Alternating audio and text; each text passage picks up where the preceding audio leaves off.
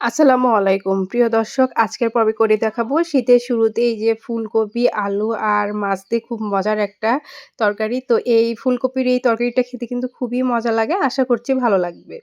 তো এখানে আমি তেলাপিয়া মাছ নিয়েছি, একটু হলুদের গুঁড়া, মরিচের গুঁড়া, লবণ দিয়ে মাখিয়ে নিয়েছি। তো সেটা ভেজে নিব। তো এক পাশে যখন একদম লালচে হয়ে যাবে এভাবে আমি উল্টিয়ে দিব। তো মাছগুলো একটু আমি কড়া করেই ভেজে নিচ্ছি।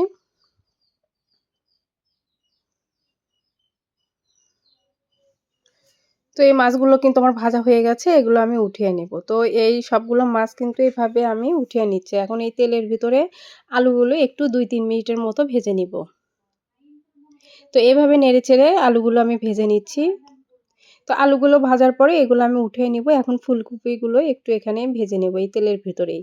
তো ফুলকপি দিয়ে এর ভিতরে একটু ১/২ চামচের মতো আমি হলুদ দিয়ে নিব। তো হলুদটা দিয়ে এর সঙ্গে ভালোভাবে ২-৩ মিনিটের মতন ভেজে এগুলো আমি ফুলকপি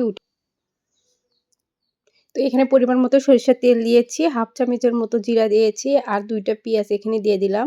তো পেঁয়াজটা একটু ব্রাউন করে আমি ভেজে নিব।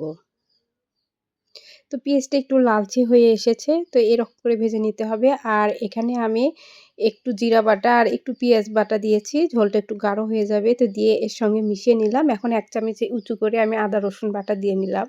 তো আদা রসুন বাটাটা দিয়ে খুব ভালোভাবে এর সঙ্গে মিশিয়ে নিলাম। তো এই তরকারিতে যদি একটু পেঁয়াজ বাটা বা একটু জিরা বাটা দেওয়া হয়, একটু ঝোলটা গাঢ় হলে কিন্তু খেতেও মজা লাগে।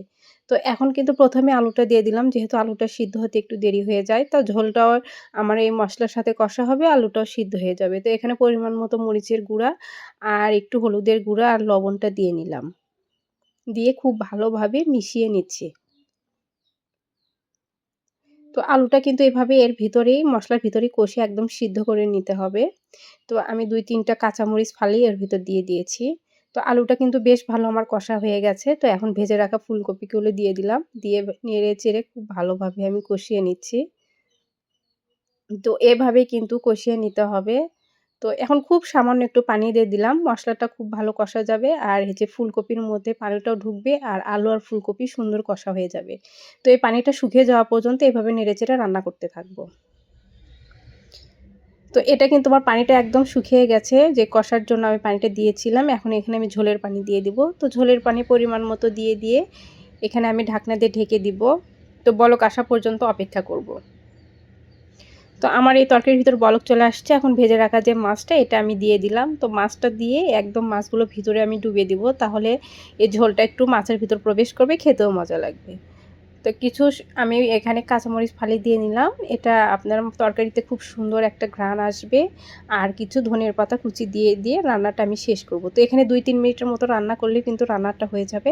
তো আশা করছি আজকের ফুলকপির রেসিপি অনেক ভালো লেগেছে। ভালো লাগলে অবশ্যই চ্যানেলটি সাবস্ক্রাইব করবেন। সবাইকে অনেক ধন্যবাদ।